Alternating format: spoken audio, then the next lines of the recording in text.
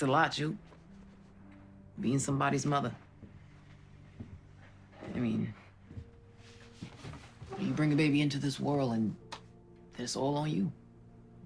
Fathers matter. I mean, I'm not saying they don't, but mothers, we create life. And that shit is a lot of responsibility. And it ain't for everybody. Not everybody up for the job. Power Book 3, Raising Kanan, Season 2, Episode 2, Mind Your Business. Omar Epps meets up with Rock and they have a brief conversation about cigarettes before Omar Epps hits Rock with the funniest line. He sets it up with God gave me a second chance to right my wrongs, and then hits her with, the kid can't shoot for shit. Hey, why are you so shocked? Like that, it's slight nuances, but there are very small details that aren't being paid attention to. I feel like in the writing, that makes it kind of laughable that some of these characters don't see some of this stuff coming. Why would I meet you in the exact location that I was shot at night to have a private conversation with you if I didn't know? Why are you so shocked by the fact that I remember that you sent my son to kill me? Why else would we be having this conversation? That would be my first thought. And also, we find out in the midst of this conversation that Scrap didn't set up that meeting. He probably called her himself. Mm-hmm. And he's throwing Scrap to the wolves because he didn't see what was going on in that conversation. He didn't even talk to the cops. Yep. He's seen Scrap there and left after he was talking to Burke. Mm-hmm. He has no idea what he's there for. Yep. Not a fucking clue. Probably a smart move on his behalf because then that's just absolutely a smart move because he know Rock. Yeah. After that amazing writing, we finally get to see the characters from the original Power and what we see here from Jukebox and Kanan. Kanan is crying over Cochise from the Warriors movie, and Jukebox is fucking laughing at him and tells him to never lose that part of himself. Even though you crying ass baby. Yeah.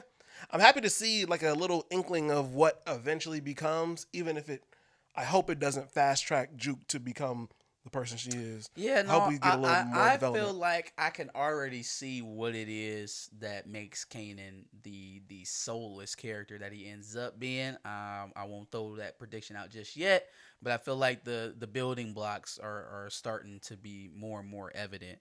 As far as Jukebox and Kanan and their banter over Koji, it's just like that's typical black complimenting right there. Yeah. What you over there, virtuous nigga? What you crying because you believe in good and stuff? What's wrong with you? You do-gooder? Right. Also, Omar Epps shows no ill will towards Kanan for shooting him, but he wants to tell Kanan that he's his father. Yeah. Still, Rock is obviously being stupid with the situation. Yeah, I don't know why he's still having these conversations with her. Just do it. I'm going to tell Kanan. Bye. Yeah, that's all I need. Like, why are you giving her opportunity to set herself up? Yeah. Now, I don't think they're gonna take another swing at him, but I don't know, man. I don't know really what the plan is by Rock.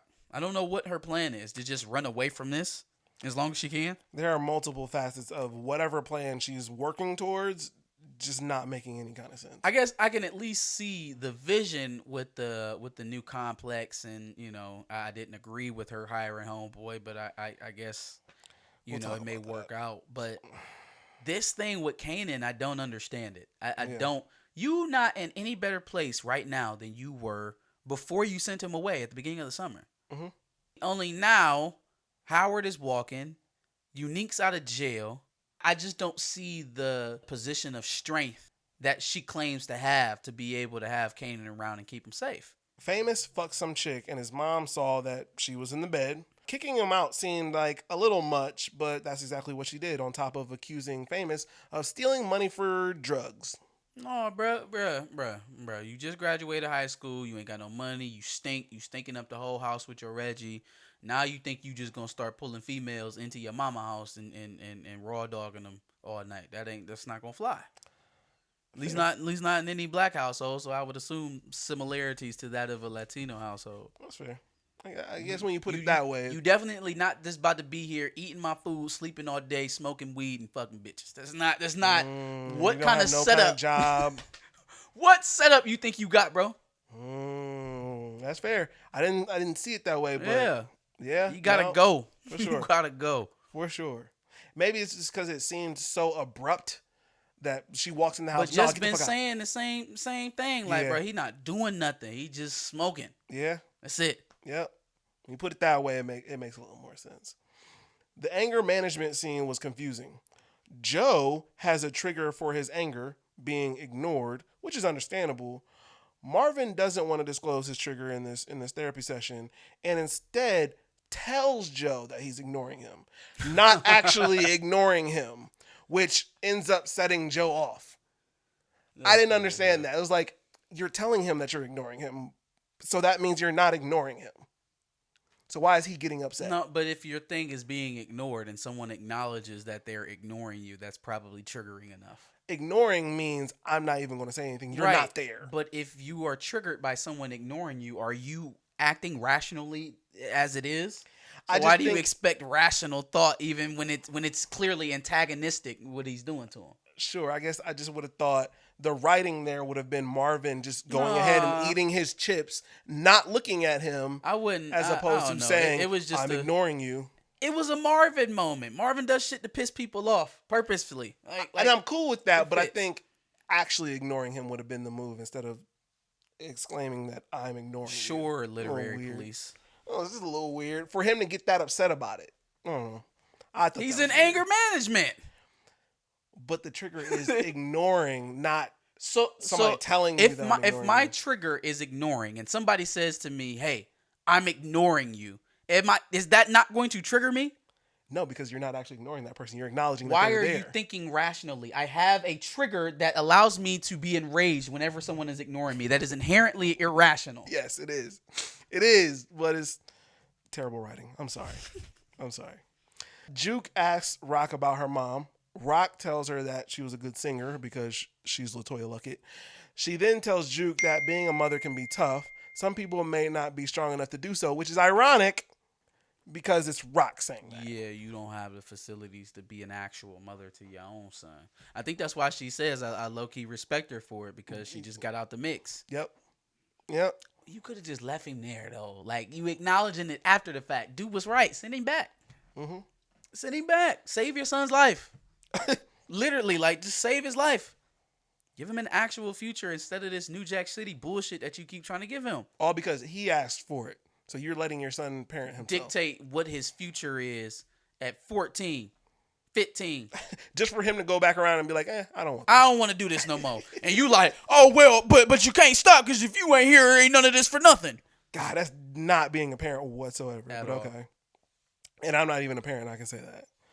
Jukebox's Snow Bunny's mom goes full out Karen in the precinct, complete with a worker for the mayor because apparently she has some sort of relationship with him. She states that Burke should be fired for aiding Jukebox.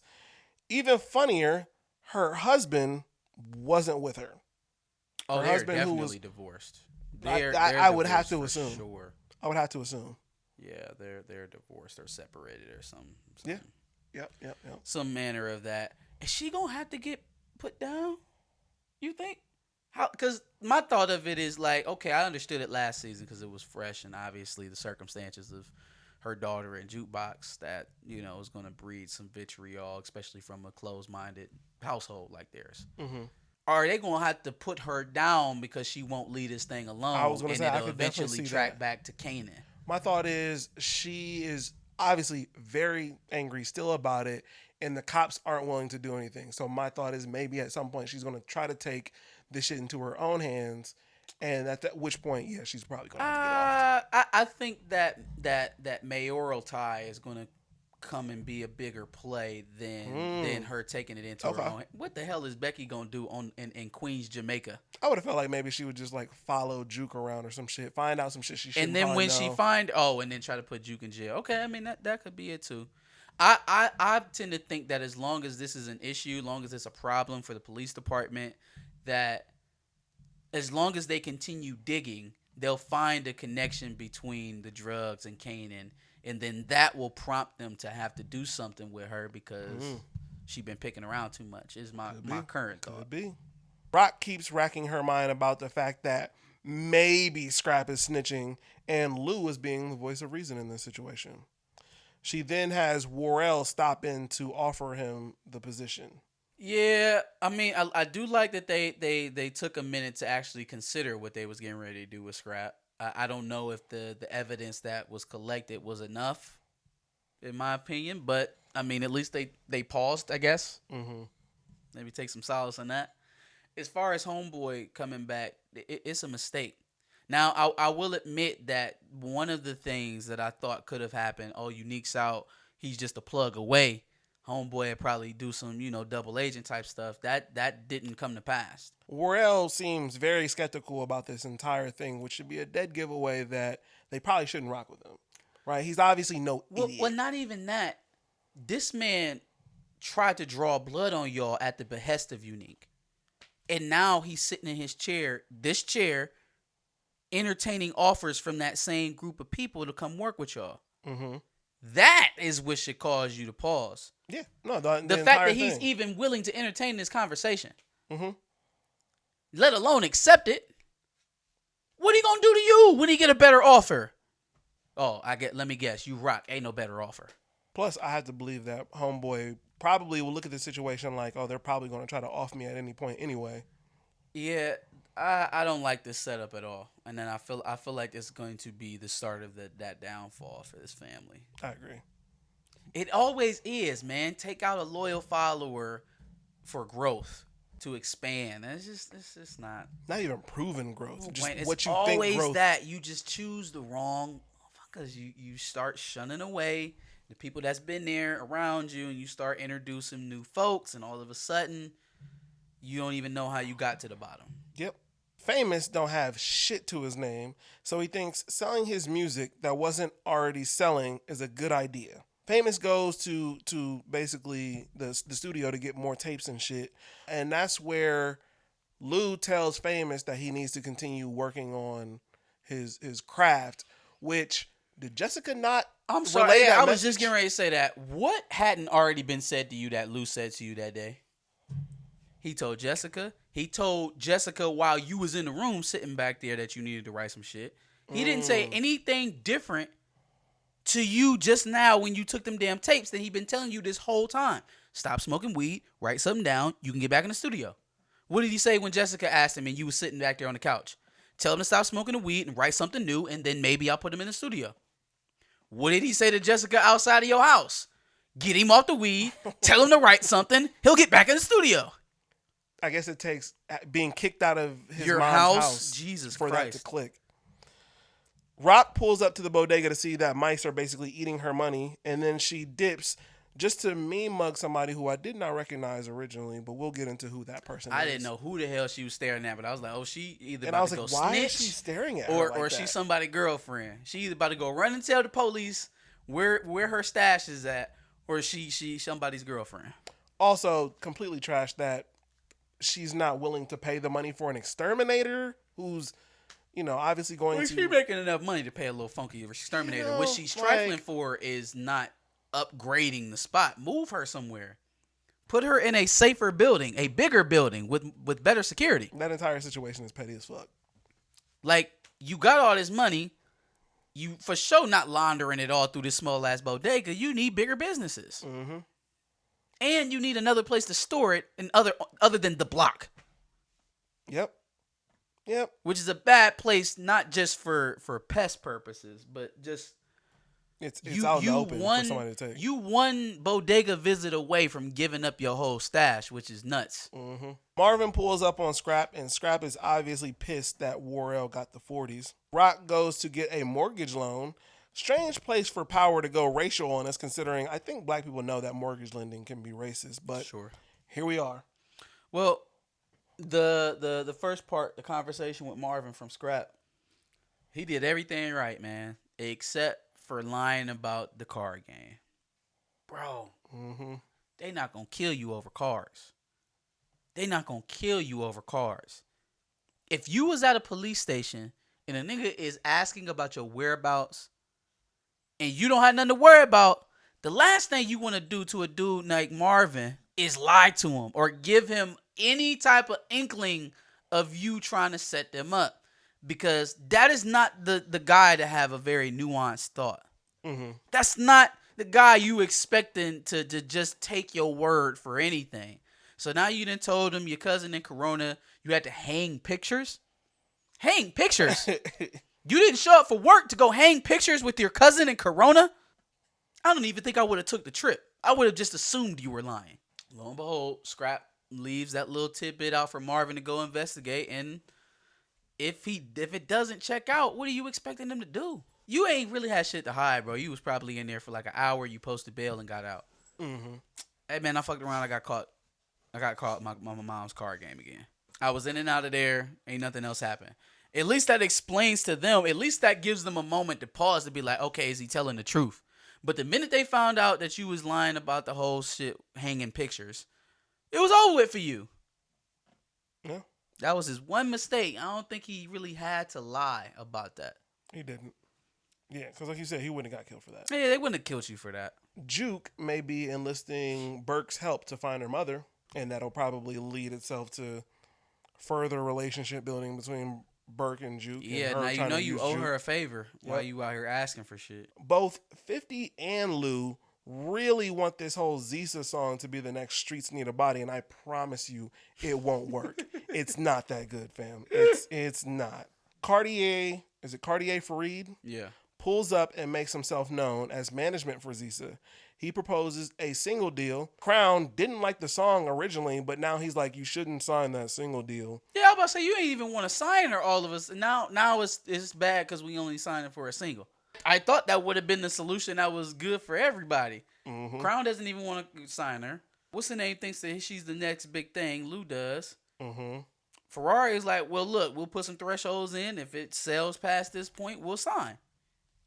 Sounds fair. I think the only other thing that we need to work on is what those thresholds are going to be. But beyond that, that sounds like the way to make you win. Power tries to up the ante again with the racial tension and fails again because the cops pull up to harass Kanan and Famous. It came off more as Famous specifically getting bullied for being a trash ass rapper than we're picking on you because you're, Hispanic and black.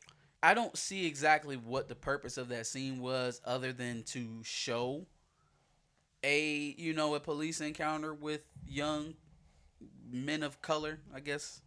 But it didn't really do it effectively because, like you said, it just turned into a bully fest or some razzing. It came off as, oh, what are you doing? Selling mixtapes? Yeah, like they man. run into dozens. Yeah, like that's not what it is. That's not what it's like. He's not about to come over, dump out my book bag, tell some jokes, and go on by his day.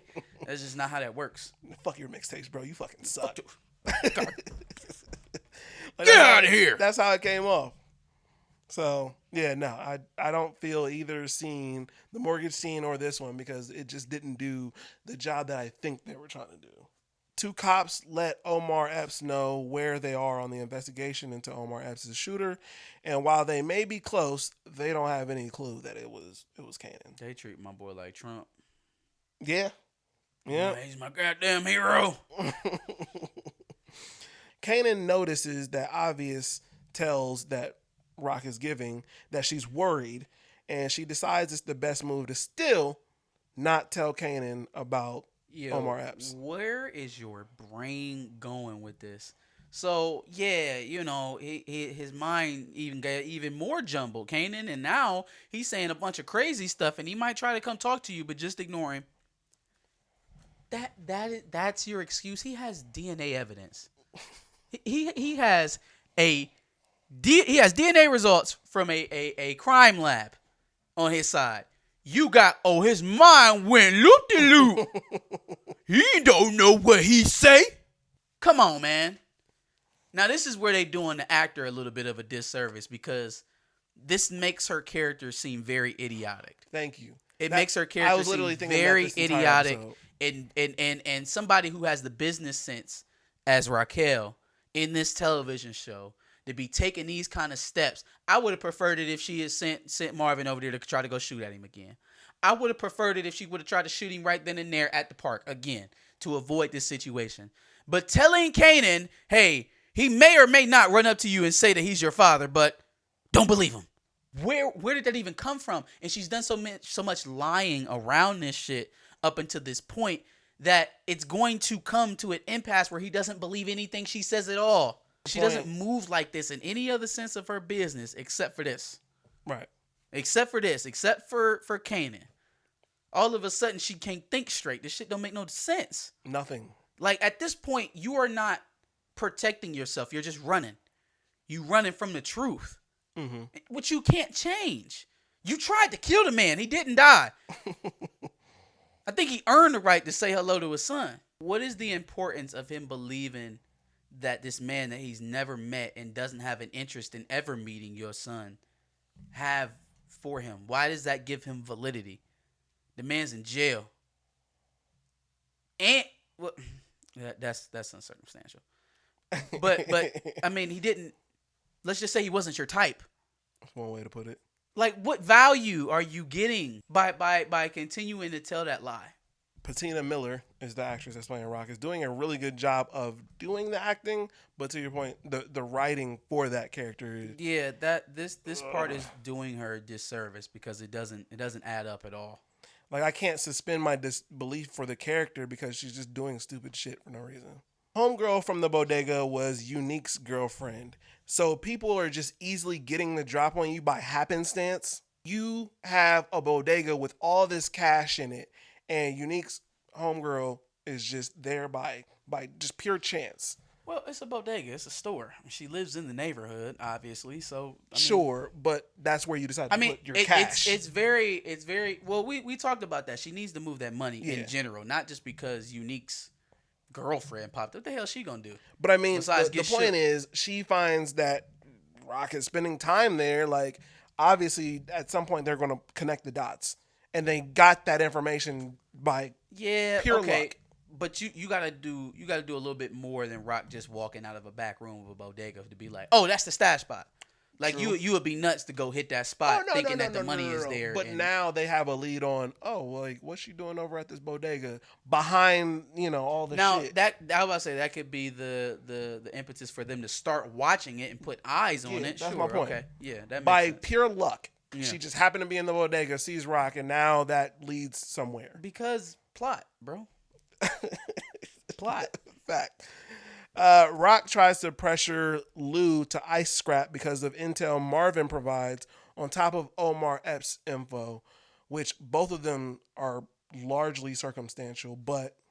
Let's kill him anyways because, I mean, we kind of needed to deal with them anyways because we wanted to give the 40s to the guy who tried to kill Lou. And Lou says, no, fuck that, I'm not killing him, you do your own work. Unique pulls up on the kicker from the water boy and decides Unique ain't the one to roll with, which we already knew.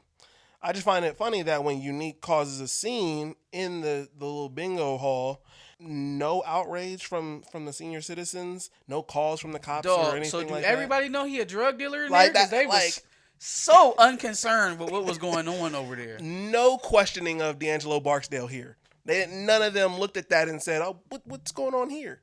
Well, so like I get it for his grandma because she's out of it. Nobody questioned. She's out of it. Nobody in the room was like, "Hey, get this young man out of here." They barely even stopped the bingo game. But then, if you playing at a bingo hall that got an armed guard, shouldn't you expect for them to be some bullshit going on in there?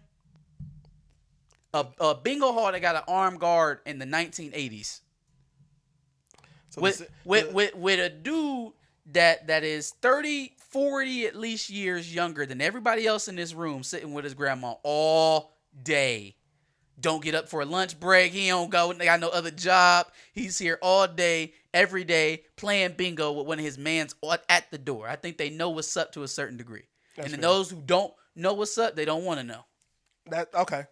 They just want to sit there and play their bingo. If you still going there to play a damn bingo game and all of that other stuff is going on, you don't care. You don't want to know. You don't want to know what's going on. Fair enough. Lou gets blindsided by Jessica telling him about L.A. and Crown Camacho, so now Lou might be ready to kill Crown. No, she conveniently left out the part that she was fucking him. She left that out. Well, I'm sorry. The fact that Crown got her the job. I don't think he would be mad at her for getting her a job. I think he'd be mad as hell if he found out that he was getting them skins. But I think he might be, because the way they left that scene, he might be putting two and two together. He's going to say something about it. Yeah, you know what? You're right, because that would be my first question. So what else is going on? Mm-hmm. You got her a job across the country? Why?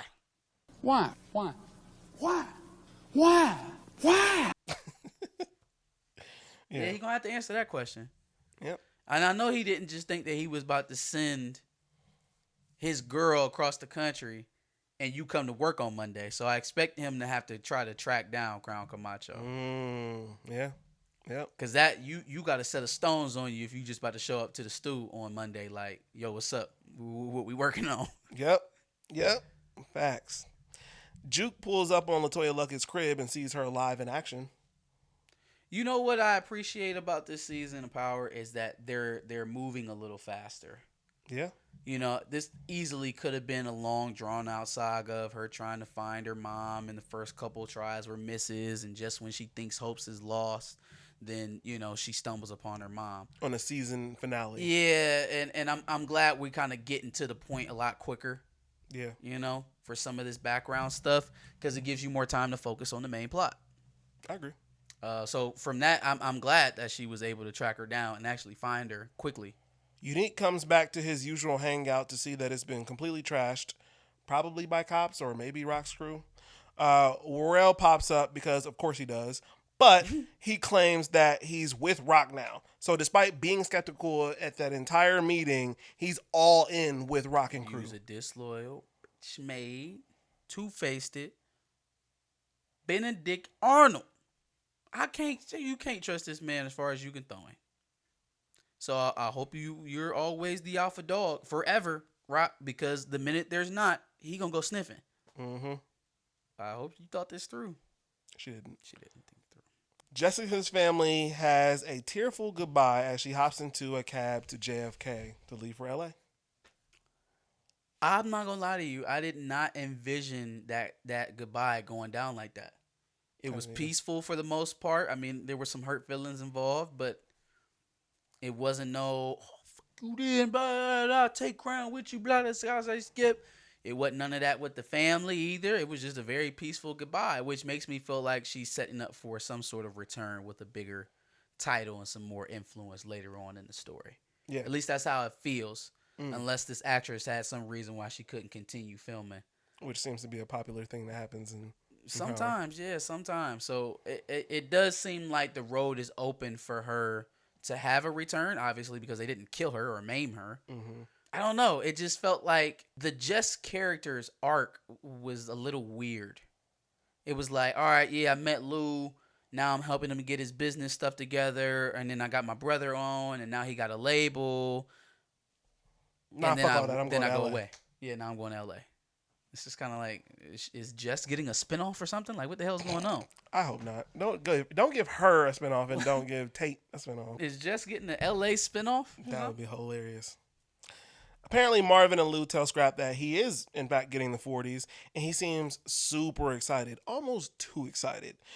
You're telling me that Scrap doesn't know he's about to get hit, especially with how little Lou and Marvin are talking? Until he walks into a dirty room and turn around and see y'all trying not to look with a gun to his head. Like, that's the point. He been in the game too long, man. Y'all probably would have had to do him under that bridge or something. Yeah. You're not about to walk me to my execution. And not Y'all not say responding nothing. to y'all not responding to me. Yeah, y'all being dry. Now, there is an argument to be had that he would never even consider that. He been with them since he was 14. Okay. He been with them since he was a kid. He's bled for them. He said it all to Marvin. He gave his life to them. But your gangster instinct doesn't kick in at some point that something's not right. His guard was down. He was vulnerable to the only people he probably would have been vulnerable to other than his mother. Hell, let's start with the fact that Rock just changes her mind to allow you to run the 40s. That right there should have been like, oh, okay. Getting looked over and being lined up are two different things, right? Because you can have some questions about my consistency or my work, but if you lining me up, that's going to be abundantly clear. And that shit happened so quickly, I don't think he had time to track it. Now, you definitely could have gave a call to your cousin and be like, hey, yo, you know what I'm saying? If anybody asks, I was with you. You my alibi. But I just don't think he was really thinking that. He was too focused on not getting the 40s to see what was happening on the other side. So Rock is making fast decisions without any real proof and dealing with a nigga who is overly skeptical in Worrell from the other side. What what possibly would have stopped Worrell from telling Neek that he's back down with him? Like, this entire thing is... Well, he don't have nothing right now. If he get back down with Neek, then there's nothing there for him to eat off of. He might as well just go back on the block and start taking the scraps again. I just feel like she's making fast decisions and they're being backed by dumb fucking luck at this point. The decision about Howard is pretty fucking dumb. Scrap, there could have been a little bit more due diligence, and I think that they'll ultimately end up seeing that as a mistake. The hiring of Worrell, it worked out the way that she anticipated it working.